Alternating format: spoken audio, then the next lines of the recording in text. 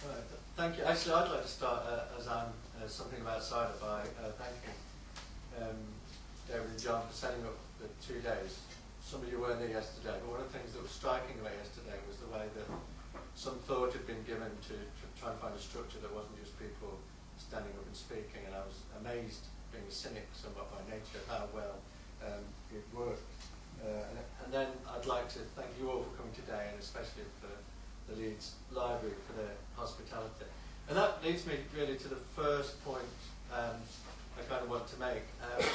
Those of you who are not academics may not know that one of the things that is felt often as a pressure by academics at the moment is the need to deliver impact. Impact, I mean, I'm opening Pandora's box now, especially since this has been filmed. But impact is sometimes, as I said, felt as an external pressure on us to deliver measurable outcomes in terms of what we give back to the community. Now, put in those terms, it seems very benign. Sometimes people feel it's rather more utilitarian than that, and is really designed for scientists who discover things and social scientists who deliver government policy. Nevertheless, notwithstanding some reservations in that regard, there is a kind of opportunity within the idea of impact for academics, within events like this, which is especially apparent, I think, when you can be interested in a topic like the creation of communities in this period, whose outcomes are still present in our communities. So one of the things Beck's paper showed very clearly was that we do live in a building that is itself the product of the creativity and the tensions within that creativity that are at play in a period. And one of the things I think, I'm pretty sure John and David thinks as well, that one of the outcomes of this kind of activity, I think, when we were thinking about our relationship to these kind of cultural buildings, spaces, paintings and art galleries, etc., that are products of some of the forces we're talking about in this period. And that means in some ways as well, thinking more for universities to think about the locations, to think about the localities, to think about the way that what they do relates to the environment around them, the social and cultural environment, and showing people what we do and getting people involved in that regard. John, I've got 3 or 4 points. Do you want to? Shall I go? Carry on. Yeah. Okay. Then going on from that, there are sorts of conceptual and content-driven things about what all the people talked about today. I'm very interested in my own work in the relationship between literature or print culture and text, and where they circulate and the place they circulate, the social life, if you think of text, and the way people got together to discuss text. So I'm obviously very interested in work like Becky's about library and book club, but also that leads us to think about the things raised, I think, in Stephen's paper about address and articulation, and how texts comport themselves towards their audiences and think of themselves as things that are circulated. Now, obviously, that came across very strongly, I think, in Joanna's wonderful paper. I shall certainly be watching the Antiques Roadshow with an eagle eye, because if those 2 fire warmers come up with Anna Letitia Barber and Fiona Bruce says, well, there seem to be some poems on this, I don't know who they're by, I'll be on the phone. Yeah, there'll be a lot of money, I'll be on the phone. But that's a very interesting way, the physical objects that surround us, they may be in a local museum somewhere. We don't know, those kind of physical objects interacting with the kind of textual and print culture, the sort of thing literary historians have been interested in, I think is a fascinating thing. And I think Joanna's paper is an early, I'm going to regret this metaphor, but it's a swallow in what I think is going to be a rich summer of new work looking at this kind of thing, I think. So I'm very interested in that regard. But one of the things that tells from that is that one has to think about what did people think of their communities as being, and what changes were brought by these kind of experiences in the way people experience community. I mean, Les's work had this very powerful sense of Priestley as this person who kind of drove forward on the basis of conviction, but clearly interacted in a very complicated way with different communities. And in a way, I think it's interesting to think about what was Priestley's model of what creative exchange was. There's a very strong metaphor associated with conversation in the 18th century, which is not the one that we usually think of as defining conversation, and others are available, but that is the collision of mind with mind. And Priestley's model for conversation exchange is one of the clash of differences. This is actually a metaphor that goes back to another dissenting minister, Isaac Watts. He talked about two flints striking that produce a spark, and the spark is a third thing that neither of those two flints necessarily understood or knew before. I thought, in Naomi's paper again, that an idea about what community might be is clearly something in a way she's thinking about Blake, but Blake's poems trying to, in a way, are themselves experiments in thought. What is the idea of a community in Christ? I mean, that's, in a sense, a cliche within the Christian church. It's in the Bible, but is Blake thinking about that in a new way? I think it's evident from the unusualness of his art that he does seem to be doing something new, but it's no easy matter to think through what he thinks of as community. And in that instance as well, it's further complicated by the fact he did have a kind of mentoring relationship with this patron. Blake had relationships with various patrons, none of which were happy. What kind of community is the relationship between a patron and an artist? You know, where somebody's enabled you to do something, but there's a sense of obligation back. And of course, that takes me to Rachel's paper, where there's another, in the sense, of act of gifting, of giving, but it seems to be certain sorts of obligations involved. And that concern takes me back to another larger thing which I'm interested in, and I've raised in, I think, a couple of my questions. And that is the way that friendships locally, but also communities broadly, the questions about inclusion and equality, but those kind of relationships usually mean defining yourself against somebody else, whether, as with most dissenters, in opposition to the established church, but sometimes more subtly, other people are excluded. You know, simply put, if you're friends with X and Y, you're probably not friends with Z. You know, and that your not friendship with Z may define your friendship. You know, there are class issues there as well. I think, you know, as we heard in Becky's paper, there's a sense in which a manufacturing elite is changing through time, got tensions within itself, but it's also excluding other kinds of people. Yeah? And you know, the factory workers are also people who are coming into leads. What kind of role have they been thinking? So I think in all these questions of inclusion and community, there's also a question of who's left out, who's left in, what are those relationships and how they relate to each other, and even for all those included, are there hierarchies? Because community, again, as Rachel brought out, community may involve hierarchy. It may push away from that. Certainly Barbell's circle seems to always want to value equality within it, but other ideas of community do have hierarchies at their heart. So I think those conceptual issues are very much at play as well. I think they were raised very interestingly by all the papers. John. Okay, thanks. Well, like John has already done, I mean, I'm not going to presume to offer a summary of what has taken place today.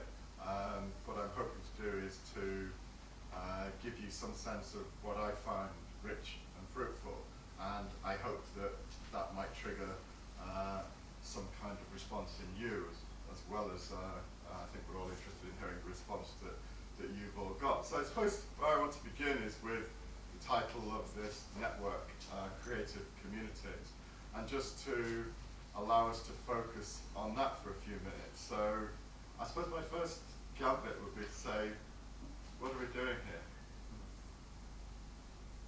And then maybe take a sacramental aspect of that, as John has already done, which is to thank you for all being here. And thank you for Geoffrey Forster for the opportunity, privileged opportunity to enjoy this space, this very distinctive and historical space, and to go beyond the usual boundaries of bringing sandwiches back into it, and drinking coffee next to valued objects.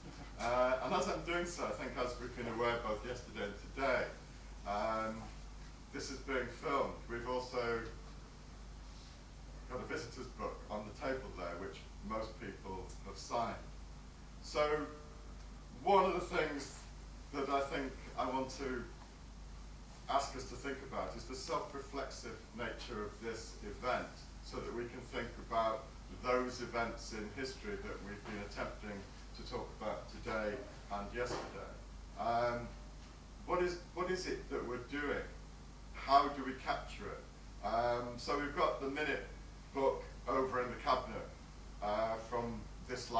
the 18th century. We've got a book that records most of us visiting here today, and we've got a video that we're going to heavily edit at a later date.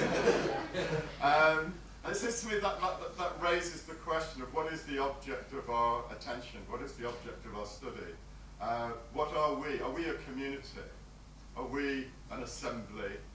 Is this a meeting? Which of those different and quite resonant, individually, resonant terms would we like to apply to us? How long is this going to last? You probably already asked this. Will he be repeating himself? Will we be repeating ourselves? I mean, that's something that we've heard about today, about duration and repetition. And we've heard within the Christian mind, and different kinds of Christian minds that have been delineated before us today, the habitual act of self-consciousness, of bringing to mind piety and religious duty. Something that can take place because there is a tangible experience of return, of something taking place in the same place, something that's made sacramental by an object to which one can return, or a place to which one can return.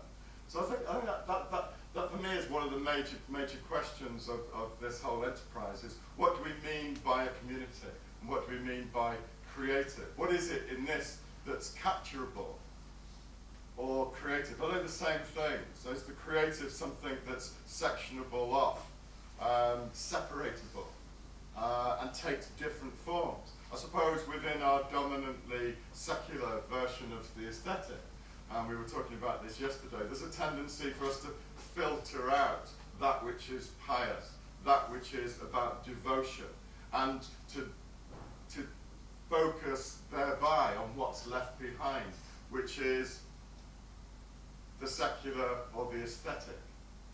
And in some ways, this difficulty of maintaining a community, I think, is one of the dominant narratives, the precariousness of a community. In Stephen Bygrave's paper earlier, we had a fascinating quotation from Barbauld, which was about civic urbanity mingled with Christian courtesy. I think one of our methodological problems is that we probably always have a tendency to get rid of the mingling with Christian courtesy and to focus on the civic urbanity. And then we have to guard, as the question at the end of the last session rightly did, we had to guard against that dangerous presentism that we're always likely to project onto these materials and these events that we're attempting to deal with. But I think just to put some other kind of examples of that before us, we've had some wonderful examples today. And we had a quotation in one of the papers from Kathleen Rain about Jesus' imagination is life itself. Just to take that analogy back to the business of the assembly or the meeting or this event. Well, if Jesus as imagination was a sign of creativity as life itself, well, what is there that's not that? In other words, that poses that question, is there something separable, something that's definable as a product that's creative? Or is all the thing in its entirety, the whole of the video, is that creative? I think it's a major question. And in one of the other papers, I mean, from Hannah More, we have religion is not on the one hand merely an opinion or a sentiment, so neither is it on the other merely an act or a performance. But it is a disposition, a habit, a temper. It is not a name, but a nature. Again, that kind of coextensive, absolute, everything that composes this experience, which again poses methodological problems. I suppose that's one of the most instructive and stimulating moments of the day for me was in Joanna's paper, where she talked about Barbauld and the object poet, about the possibility of creating a circumstance. I thought that was a great phrase, of creating a circumstance. And it seemed to give me a circumstance, as we might ordinarily be tempted to think of it, something of a theatrical provenance that we can get our minds around, and to think of that as having its distinctive dynamic and its distinctive temporality and its distinctive sense of presence. So creating a circumstance in the way in which she brilliantly illustrated those object poems did seems to me to be very helpful in reminding us of one possibility of the way in which we might think of this kind of event as having an aesthetic of its own. So they're just some thoughts. I think I will end by saying that such congregations, such assemblies, such meetings, very often, as we can see from the history of the Leeds Library, depend upon certain individuals. I thank Geoffrey Forster himself for allowing us the privilege of being in this space, but I'd also particularly like to thank David and also Dr. Cassiel for their major contribution to both yesterday's event and to today's. And thank you for being here. I hope you've enjoyed the fact that we've created a circumstance for you.